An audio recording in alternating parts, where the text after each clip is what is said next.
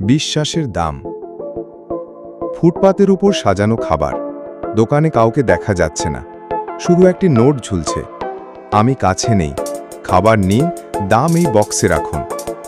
একটা শহরে যেখানে সবাই ব্যস্ত, সেখানে এখনো আছে কিছু মানুষ যারা বিশ্বাসকে বাঁচিয়ে রেখেছে। এক যুবক আসে, খাবার তুলে নেয়। সে চারপাশে তাকায়, কাউকে দেখে না, একটু থমকে যায়। তারপর পকেট থেকে টাকা বের করে কাউন্টারের ছোট বক্সে রেখে দেয়। চুরি করার সুযোগ ছিল, কিন্তু নিজের ভেতরের মানুষটা জয়ী হল।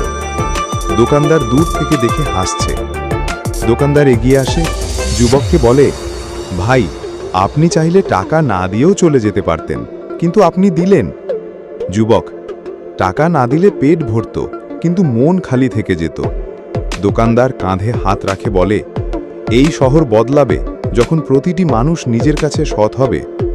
সততা, এটা শুধু একটা অভ্যাস নয়, এটা আপনার পরিচয়।